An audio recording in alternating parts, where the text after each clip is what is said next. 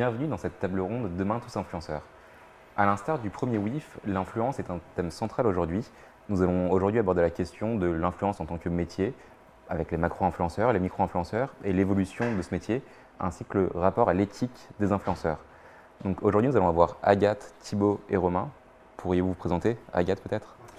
Oui, je m'appelle Agathe Nicole, je suis fondatrice de WOO et j'ai du coup eu l'occasion de travailler avec ces deux hommes. Bonjour, Thibaut Audio, je suis donc photographe vidéaste en freelance et à mon temps perdu je passe pas mal de temps effectivement sur Instagram qui est aussi une plateforme qui... c'est pas cette vidéo? Non, c'est bon. Donc moi je m'appelle Romain, je suis architecte et donc je suis devenu blogueur et ce qu'on appelle un influenceur. Le mot est pas très joli mais en grande partie grâce à Agathe, je pense qu'on pourra en reparler. Et voilà, je suis très engagé sur les réseaux sociaux, je pense qu'on va aussi parler de ça. Tout à fait. Voilà. Justement, Agathe, en parlant du métier et de ce que vient de dire Romain, vous avez commencé à travailler dans l'influence, enfin, tu as travaillé à Constellation Influence il y a une douzaine d'années maintenant. Est-ce que tu peux nous parler de l'évolution du métier, tant du point de vue des marques que du métier pour l'influenceur? L'influence a énormément évolué, je pense qu'on l'a tous remarqué. Quand j'ai commencé à travailler en 2008, venaient de voir le jour les premières blogueuses, on les appelait à l'époque, on ne disait pas le mot influenceur. Donc moi j'étais commerciale, je vendais des espaces publicitaires et Betty est la première personne qui m'a dit, donc le blog de Betty, est-ce que tu veux pas en même temps que tu vends tes espaces publicitaires me représenter, parce que moi j'ai une communauté, j'ai des gens qui me suivent, qui m'écoutent et je suis sûre que je peux apporter beaucoup aux marques. Donc les débuts de l'influence c'était un peu ça, c'était des personnes qui écrivaient sur un blog une sorte de journal intime, qui racontaient leurs coups de cœur. C'était à l'époque très orienté quand même sur les secteurs de la mode et de la beauté, on voyait beaucoup moins de blogueurs dans d'autres domaines. Et donc voilà, pendant des années, je me suis occupée de ces blogueuses à essayer au début de manière très pédagogique d'expliquer aux marques que c'était des personnes de confiance et que ce qu'elles allaient leur apporter était super intéressant. Parce que c'est vrai qu'on changeait d'un mode où c'était des journalistes qui parlaient à des gens qui s'imprégnaient d'un discours et qui avaient une personnalité et qui allaient la faire transparaître. Et donc on a vu l'évolution ensuite qui a été énorme puisque des blogueuses sont devenues presque des égéries. On le voit avec les premières, mais soit qu'on fait des co-créations. Betty qui a fait un sac justement avec Lancaster qui a explosé les ventes en 24 heures. Chiara Ferragni, quand on a commencé à travailler avec elle, elle était à peine suivie, c'est elle qui contactait des blogueuses pour qu'elle parle d'elle. Elle a créé sa marque et aujourd'hui elle fait partie des personnalités les plus connues. Donc il y a eu un vrai revirement déjà où on est passé de blogueuse à, pour certaines, des égéries au même titre que des stars du cinéma, des acteurs, etc. Et puis les réseaux sociaux ont commencé à beaucoup évoluer, il y a Instagram qui est arrivé. Et là, je trouve qu'il y a eu un autre tournant, puisque ça a permis à monsieur et madame tout le monde de devenir influenceur, de prendre la parole sur les réseaux sociaux. Et donc, il y a 5-6 ans, et donc ça nous ramène à peu près à notre rencontre avec Romain, il y avait des gens qui arrivaient à avoir 10 000, 20 000, 30 000 followers, alors qu'on n'avait jamais entendu parler d'eux, et donc qui faisaient passer des messages. C'est aussi le moment où l'influence, où on a commencé à parler d'influenceurs d'ailleurs, parce qu'on ne disait plus trop Instagrammeurs, blogueurs, mais on se disait c'est des gens qui ont une influence par les réseaux sociaux.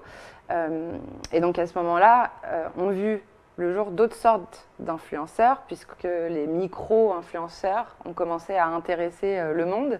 Ça a commencé aux États-Unis puis en France. On s'est dit en fait, il n'y a pas que les gens qui ont 1 million de followers qui nous intéressent, mais aussi ceux qui ont 100 000, 50 000, 10 000, et maintenant aujourd'hui on parle même de nano-influence avec ceux qui ont 50 followers ou 40 amis Facebook.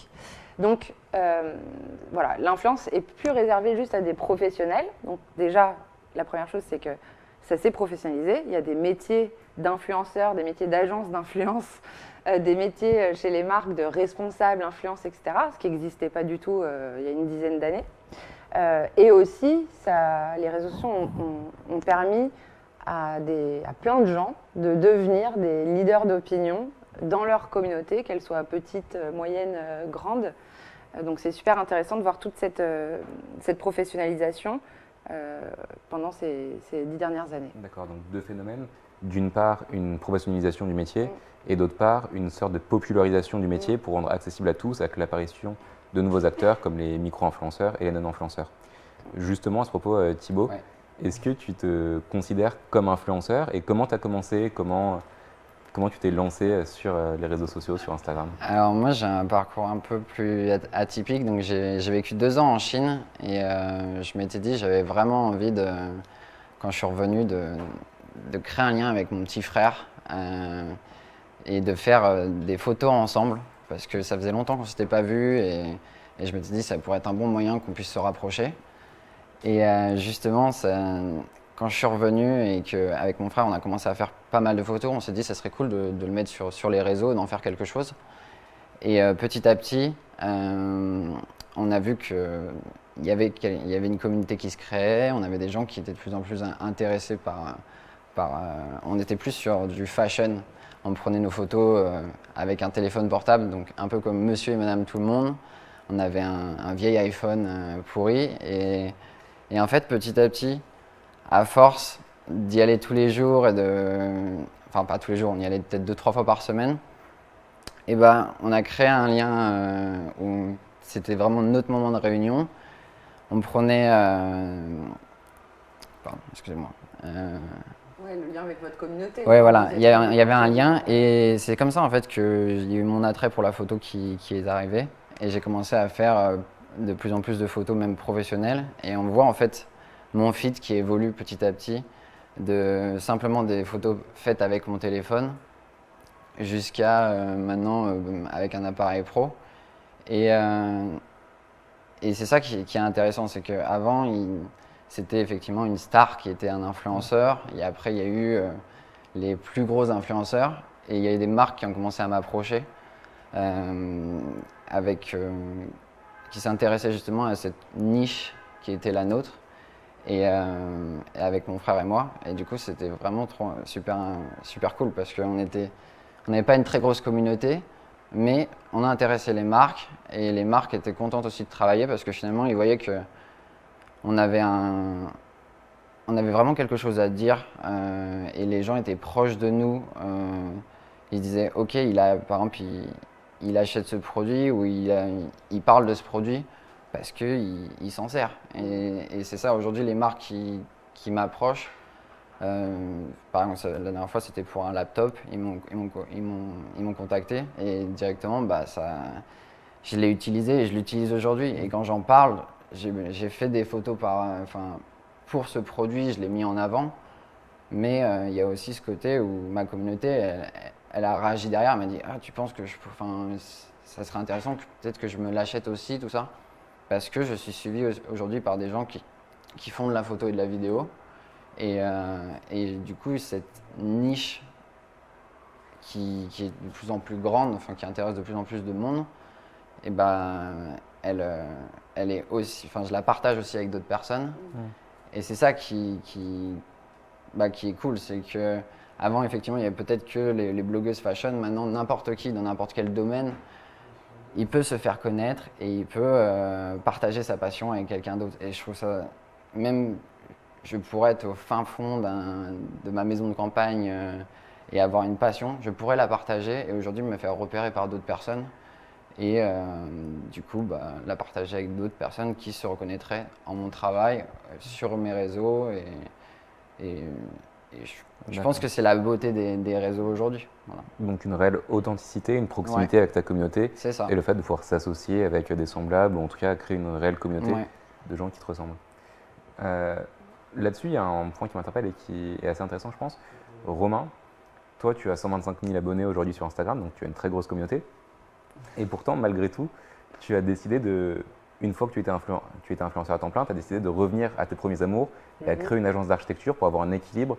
Et donc, à une époque où beaucoup de jeunes, beaucoup de personnes veulent devenir influenceurs, toi, tu as décidé de faire marche arrière en quelque sorte pour allier à la fois une activité d'influenceur et une activité sur les réseaux et en même temps une activité concrète, réelle, manuelle d'architecte. Tu peux nous expliquer un peu? Oui, parce que en fait, un peu à la différence de ce que tu racontais, Agathe, c'est que moi, je ne suis pas venue vers Agathe parce que j'avais un média. C'est Agathe et en tout cas les équipes d'Agathe qui sont venues vers moi en me disant tu devrais utiliser ton média. Puisque sans m'en rendre compte, j'étais en train d'acquérir un média et en tout cas une portée, une voix, le moyen de faire passer des messages. Je ne sais pas si tu te souviens, mais au début j'étais complètement perdu. Agathe elle me disait mais tu as été pris pour ce casting, pour une marque de fringues. Je disais mais moi je suis architecte, je ne comprends pas, enfin voilà, c'est pas mon univers, je ne comprenais pas ce monde-là, je ne comprenais pas aussi pourquoi les gens me suivaient, pourquoi est-ce qu'ils allaient écouter ce que j'avais à dire. Enfin, au tout départ, moi, mon utilisation d'Instagram, c'était effectivement l'idée de se fédérer autour d'un univers, celui de l'architecture, et de justement voilà, partager de la créativité. Pour moi, Instagram, au départ, c'était ça, c'était partager de la créativité les uns envers les autres, se donner, se nourrir, s'inspirer, et voilà. Et en fait, à un moment, je me suis rendu compte qu'au-delà de ça, il y avait des gens qui avaient aussi envie d'être accompagnés dans cette créativité, dans cette inspiration. Et c'est là où j'ai eu le déclic en me disant, ok, je comprends pourquoi les gens s'abonnent à mon compte, parce qu'en fait, ça les inspire de voir comment ma vision de l'architecture, ma vision de la mode, ma vision de la culture ou les choses que je peux faire. Donc au début, j'étais encore architecte, on était au tout début du métier et comme tu le disais Agathe, on s'est professionnalisé et on s'est professionnalisé en fait ensemble au final. On a créé ce métier au fur et à mesure et donc il y a un moment où je me suis retrouvé un bon moment charnière de ma carrière d'architecte entre un changement d'agence et puis cette nouvelle activité qui se développait et je me suis dit bon, je vais le tester, on va y aller à fond. J'étais très sollicité pour voyager, pour mettre en avant des marques qui me plaisaient, que j'utilisais déjà, puisque les marques pouvaient trouver un intérêt dans le fait que je partage de la mode, mais à travers le prisme la vision d'un architecte. Donc c'était intéressant, et justement ça a changé par rapport à ce que tu disais, de ce rapport de sincérité et d'authenticité, puisque beaucoup de gens pouvaient s'identifier à moi en tant que jeune architecte, étudiant en architecture, en se disant « Ah punaise, il est comme nous et il utilise ses produits, c'est qu'effectivement, il a dû y adhérer. » Et au final, je fais ça peut-être pendant 2 ans, un peu plus à temps plein, en gardant quand même en fil rouge l'architecture. En tout cas, dans mon feed, c'était certain. Les photos, ça continuait à être des photos d'architecture, mais aussi en essayant quand même d'un peu continuer à toucher de l'architecture parce que c'est ma passion et que j'en avais besoin. Et puis on arrivait à un moment, je ne sais pas si tu te souviens, on a eu des grosses discussions. Moi, je me suis rendu compte que ce milieu-là aussi, il me nourrissait pas amplement. J'avais besoin d'autre chose. J'avais besoin de revenir effectivement à l'architecture. Et aujourd'hui, j'ai trouvé un mix parfait où j'ai justement monté mon agence et je continue à travailler sur le digital. J'ai des gens qui m'accompagnent, Chloé qui est juste là, avant Marina, qui m'aidaient beaucoup et qui me permettent de justement équilibrer parfaitement ma vie entre l'architecture et le digital et jamais m'ennuyer ni dans l'un ni dans l'autre et en même temps toujours pouvoir me dire, et par exemple dans cette situation actuelle où on a vu que pendant le confinement, forcément il n'y a pas de marque qui nous sollicitait, moi ça m'a permis de rebondir sur mon étiquette d'architecte et de créer du contenu purement architectural par rapport à mes connaissances, donc c'était intéressant. Aujourd'hui je trouve que, en tout cas pour moi, c'est un équilibre parfait dont j'ai besoin intellectuellement aussi. Et l'un nourrit l'autre, du coup, en quelque sorte. Complètement. Je pense qu'aujourd'hui, une marque, elle ne fait plus appel à moi en tant que Romain Costa suivi par X nombre de personnes. Elle fait appel à moi, à Romain Costa, architecte suivi par des gens. Et c'est pour ça que tout à l'heure, je disais que le mot influenceur, il n'est pas très joli parce que je ne considère pas que je suis un influenceur. Moi, parce que je n'ai pas envie que les gens se sentent influencés par ce que je dis ou par ce que je fais. J'ai plutôt envie qu'on se dise, qu'on s'accompagne, qu'en tant que créatif ou en tant que architecte, designer ou plus tard passionné de mode ou engagé dans la communauté LGBT, qu'en fait on s'accompagne les uns les autres. Et du coup je pense qu'aujourd'hui, être architecte c'est primordial dans les castings quand vous rencontrez les marques en disant voilà, c'est les valeurs que j'ai en tant qu'architecte et en tant que personne multiple ayant d'autres valeurs, mais cette valeur-là, enfin pas cette valeur, mais cette carte-là, elle est très importante. Et même aujourd'hui, en tant qu'architecte, on a beaucoup de gens qui nous contactent via Instagram. Tout est en train de se lier en fait. C'est devenu, c'est un média, c'est un outil génialissime quand on sait l'utiliser, qui peut être aussi très dangereux. Parce qu'il y en a qui en abusent, il y en a aussi qui effectivement se sont rendus compte que c'était devenu un business et qui du coup sont revenus vers des agences en disant nous aussi on a envie de poster des photos et d'être payé pour le faire. Et voilà, ça c'est un peu le rôle de l'agence aussi de gérer les profils qui sont intéressants pour les marques. D'accord. Agathe, ça fait plusieurs fois qu'on parle d'authenticité, justement où c'est engagé dans une approche éthique de l'influence. Et on voit aujourd'hui une tendance, une dynamique dans le secteur qui va vers une approche plus éthique, plus responsable. Est-ce que justement tu peux nous parler de ce comité éthique qui a été lancé l'an dernier et de la charte éthique du marketing d'influence qui a été lancée au 1er janvier? Ouais. Donc on a travaillé toute l'année 2018 avec des marques, des influenceurs, des chercheurs, des avocats pour justement essayer de créer une charte d'éthique du marketing d'influence. L'objectif, c'était de pérenniser ce métier de l'influence parce que, exactement comme tu le dis, je pense qu'en se professionnalisant, l'influence a vu quelques dérives arriver. Donc déjà, c'est exactement ce que tu disais, mais c'est ça. Déjà, un truc qui est fou, c'est qu'aujourd'hui, il y a des gens qui disent « je veux devenir influenceur ». Ce qui n'était pas le cas de tous ceux qui sont devenus influenceurs qu'on connaît. Vous avez chacun créé quelque chose, vous aviez des passions, vous aviez envie de raconter votre vie, de partager vos problèmes pour certains, enfin peu importe, mais et il y a des gens qui vous ont suivi et vous êtes devenus de fait des influenceurs entre guillemets. Mais que ça devienne aujourd'hui pour certains un but, c'est que déjà il y a un vrai changement. Ensuite, il y a eu des dérives parce que on l'a vu effectivement, en sachant que ça devenait un business, certains influenceurs se sont dit je vais pouvoir gagner beaucoup d'argent si je fais beaucoup de collaborations.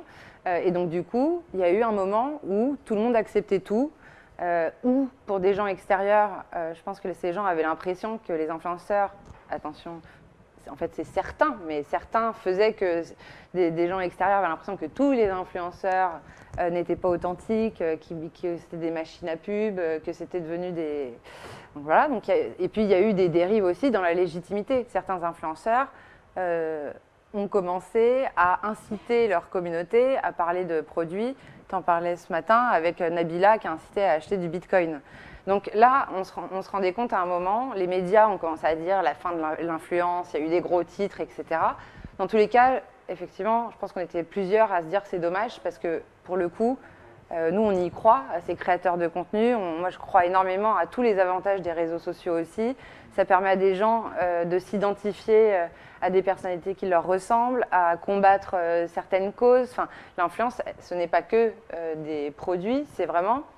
Contrairement à il y a 10 ans, il y a 20 ans, quand on suivait des footballeurs ou des acteurs ultra connus, aujourd'hui, on peut suivre une maman qui galère avec ses 3 enfants, on peut suivre une fille qui est mal dans sa peau, on peut suivre quelqu'un qui a mal vécu une situation. Bon, bref, il y a plein de choses positives. Mais ça veut dire qu'il faut pérenniser ce métier et qu'il faut fixer des règles. Et c'est ce qu'on a fait en se réunissant. Donc on a fait beaucoup de réunions en mélangeant différentes parties. Donc, des marques, parce que les marques aussi n'ont pas toujours traité les influenceurs de la bonne manière, des influenceurs qui ont eu parfois l'impression que leur métier pouvait être dénigré ou qui souffraient d'autres comportements d'autres influenceurs, des avocats, parce que la loi c'est important, des chercheurs, etc. Et puis on a rédigé une charte qui s'adresse donc à 3 parties, les agences, les marques et les influenceurs, et qui est basée sur des fondements qui sont très importants. Le premier, c'est la transparence.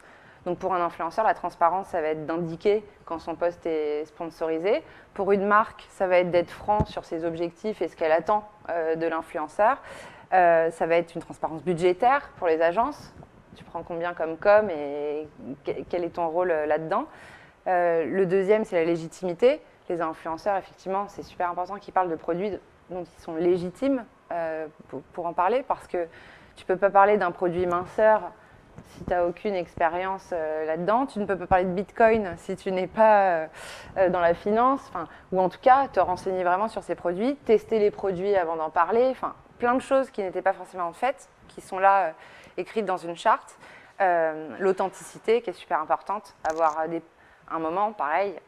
Il y avait des influenceurs qui avaient que des posts sponsorisés. C'est super important qu'il y ait des posts qui ne soient pas sponsorisés, qui soient juste j'ai eu envie de le faire, je l'ai fait. Et donc dans cette charte, on parle aussi du fait que 50% des posts doivent être non sponsorisés, qu'on ne parle pas d'un produit concurrent sur une même ligne. On ne va pas parler le lundi du parfum Dior et le mardi du parfum Chanel. Bien sûr, c'est un métier. Donc on va peut-être en parler mais en général. Mais en tout cas, il faut faire attention à ce que le consommateur qui est derrière regarde. Et puis le respect des collaborateurs pour les agences, des agences pour les marques, des influenceurs pour les agences et pour les marques. Enfin, bon, il y a plein de choses comme ça, des plannings, laisser assez de temps aux influenceurs. Il y a plein de règles de ce type-là. Et puis il y a aussi surtout dans cette charte les bonnes mœurs qui sont super importantes. De ne pas produire de contenu raciste, xénophobe, enfin peu importe. Il y a toutes ces choses qui sont importantes, mais qu'il faut quand même préciser quelque part parce qu'effectivement, devenir influenceur, je mets toujours des guillemets parce que c'est pas un mot que j'aime non plus, ça a forcément un impact derrière sur des gens qui vont suivre, qui vont parfois un impact positif pour les marques parce que les gens vont acheter ce produit recommandé, mais ça peut aussi, c'est super important que ces influenceurs du coup respectent les bonnes mœurs, etc. La diffamation. On a donc notre charte. Aujourd'hui, on l'a lancée en janvier. Il y a 26 000 signataires, donc on est super contents.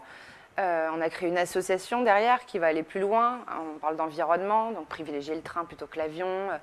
Anti-gaspillage, on va s'associer à des associations type Emmaüs, Croix-Rouge, etc. pour que les produits non utilisés par les influenceurs puissent être ensuite dispatchés à des bonnes personnes. Voilà, donc l'éthique est super importante. Et ce que je trouve super, et donc là j'ai hâte de vous entendre, c'est aussi qu'on voit qu'en se professionnalisant, il y a de plus en plus d'influenceurs qui se sentent libres de parler de ce qu'ils aiment, de s'engager dans des causes. Enfin, on l'a vu énormément pendant le confinement, mais avec certains mouvements, enfin, que ce soit LGBT, Black Lives Matter, même des femmes qui s'expriment à propos de l'égalité femmes-hommes. Enfin, il y a plein de choses qui se passent qui sont super intéressantes. Et donc voilà, l'influence, c'est pas que du produit, c'est derrière, c'est des gens qui partagent en fait ce qu'ils sont. Justement, Thibaut, toi, dans ton approche en tant que non professionnel, à temps plein en tout cas de l'influence, est-ce que tu essaies d'avoir une démarche éthique avec tes collaborations avec les marques, avec ta façon de faire, avec les marques avec lesquelles tu vas travailler? Ouais. Je voulais juste revenir par rapport justement au confinement. Je pense que ça a changé beaucoup de choses en fait.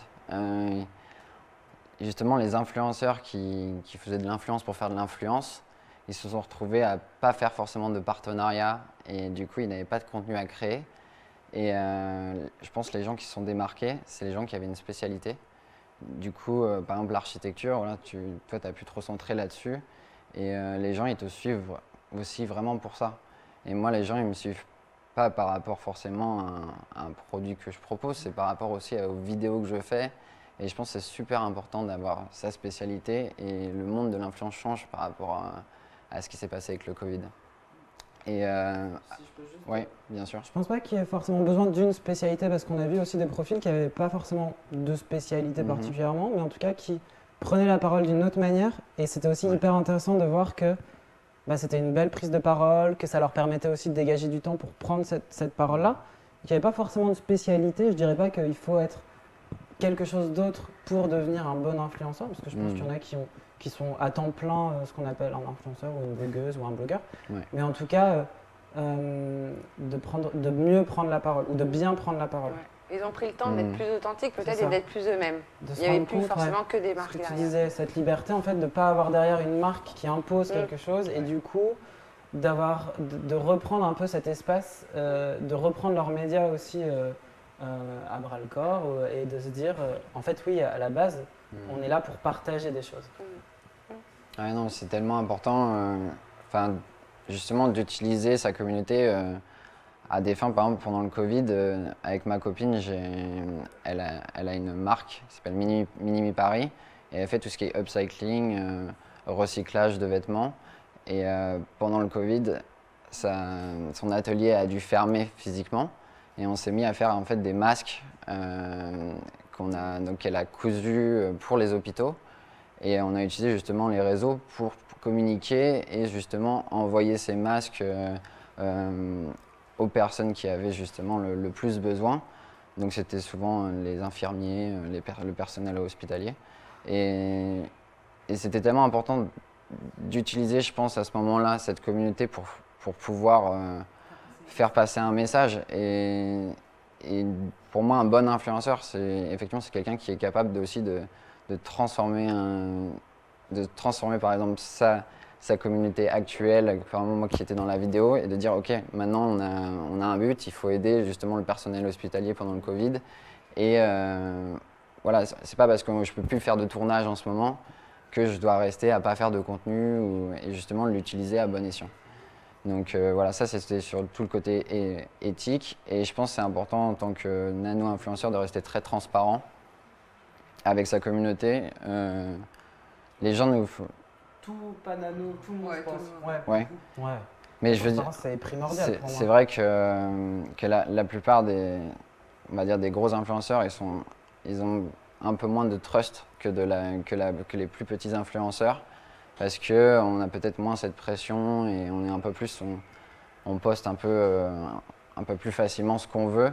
Et du coup, c'est vrai que c'est assez intéressant parce que c'est pas parce qu'on est plus petit qu'on intéresse moins les marques aujourd'hui, alors qu'avant c'était pas du tout le cas. Il fallait vraiment être un gros influenceur ou une star, voilà. Ouais. C'était les chiffres. Donc voilà. Romain, on a parlé plusieurs fois de ce que tu as fait pendant le confinement. Tu as fait des stories sur l'architecture où tu présentais des architectes, des projets et tu faisais des quiz à la fin. J'ai perdu beaucoup de gens qui ne s'intéressaient pas forcément. Mais donc du coup, tu as mis en avant tout un côté culturel ou en tout cas des valeurs qui te semblent importantes. Ouais. À côté de ça, tu portes aussi d'autres projets, notamment James Dean, qui a un projet qui lutte contre les discriminations LGBT et qui a un projet qui organise également des dîners en physique pour des personnes de la communauté LGBT, des personnes exclues. Et est-ce que justement, avec toutes ces valeurs, tout ce que tu fais sur ces réseaux, tu te sens en quelque sorte porte-parole de tes valeurs et en tant qu'influenceur, tu te sens légitime ou en tout cas tu ressens le besoin de porter tes valeurs et de les partager à ta communauté? Est-ce que si, pour résumer ta question, je dirais que je me sens bien dans mes bottes aujourd'hui dans ce que je fais, oui. Ouais. Je me sens légitime de parler de produits parce que je sais que j'utilise aussi mon outil pour des causes qui me tiennent à cœur et qui sont absolument pas financées, qui sont pas, ou qui me font pas gagner d'argent, mais qui me permettent au contraire de transmettre, voilà, et de vraiment et partager un point de vue et aussi, alors le mot est peut-être fort, mais d'éduquer par exemple sur la communauté LGBT. Quelqu'un qui ne fait pas partie de la communauté LGBT ne sait pas forcément les mots qu'il peut utiliser, les expressions qu'il peut utiliser, les questions qu'il a le droit de poser par exemple à une personne trans. Voilà, il y a des choses, tant qu'on ne nous l'a pas expliqué, on ne le sait pas. Et je pense que l'éducation, c'est primordial et que justement, cet outil peut être un superbe moyen d'éduquer de manière positive et de manière aussi bienveillante.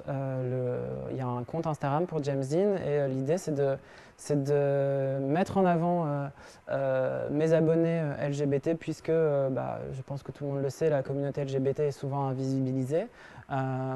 Et donc, de justement lui rendre cette visibilité, mais pas sous forme d'action de lutte. En fait, souvent, on a l'impression que quand on est militant, on tape du poing sur la table et tout ça. Et parfois, non, je pense qu'on peut le faire. On peut essayer de le faire avec bienveillance. En tout cas, c'est ce que j'ai. Enfin, la lutte n'empêche pas la bienveillance, mais j'avais envie que le message soit doux. Et par exemple, sur le compte de James Dean, on va essayer de reprendre un bisou tous les jours de gens de ma communauté, de filles, de garçons, un garçon cisgenre, une fille trans, de représenter la communauté LGBT et de lui donner de la visibilité aussi sur une plateforme qui nous invisibilise. Moi, ça m'arrive assez régulièrement que mon contenu LGBT soit censuré par Instagram, donc ça c'est un problème. J'en discute avec eux, le problème n'existe pas, mais en attendant il est là. Et donc l'idée c'était de reprendre cette visibilité et de dire vous voulez pas nous voir, on va vous montrer quand même. Et aussi parce que moi sur mon compte personnel, je partage des photos avec mon amoureux et que dans ces cas-là, je reçois des messages homophobes, j'ai des vagues de désabonnements dans ces cas-là. Et l'idée à chaque fois, c'est de dire ok, vous n'avez pas aimé cette photo, je vais en poster 3 fois plus parce que si vous ne voulez pas le voir, je vais vous le montrer d'autant plus. Donc pour revenir à ta question, si je me sens légitime, ou je ne sais plus exactement ce que c'était, mais en tout cas, ça me permet de faire ça, me battre pour que les discriminations, quelles qu'elles soient, qu'il y ait plus de visibilité des diversités, ça me permet d'être bien dans mes pompes aussi quand je crée du contenu et que c'est du contenu qui a été commandé par une marque avec qui évidemment j'ai des valeurs communes. Si une marque qui a des messages homophobe ou qui est dirigé par quelqu'un qui est homophobe, évidemment, je ne vais pas le mettre en avant. Encore que ça dépend la manière de le faire, puisque on en parle souvent, mais moi, que ce soit pour de bonnes ou de mauvaises raisons, l'important à la fin, c'est qu'on me donne la parole, qu'on me permette de parler du message que j'ai envie de faire passer, et notamment sur la communauté LGBT. Donc voilà, tout n'est pas manichéen, mais oui, cet équilibre-là, tout comme le fait de continuer à être architecte et de continuer à créer du contenu, j'ai aussi besoin d'être engagé pour pouvoir me dire oui, je suis payé pour créer du contenu, mais en même temps, j'utilise cette plateforme pour essayer de faire évoluer certains sujets de société. D'accord. Du coup, tu te sers de ta communauté pour éduquer, enfin tu te sers donc de ton compte et de ta notoriété pour éduquer une communauté, pour faire passer des messages. C'est intéressant, je vous remercie pour vos interventions. Et si ce sujet vous intéresse, on a une table ronde, la toute dernière table ronde qui va aussi encore aborder des sujets assez similaires sur la façon dont on peut se serrer de sa communauté et s'engager sur ces réseaux, avec notamment Adeline Rapon et le centre Hubertine Auclair.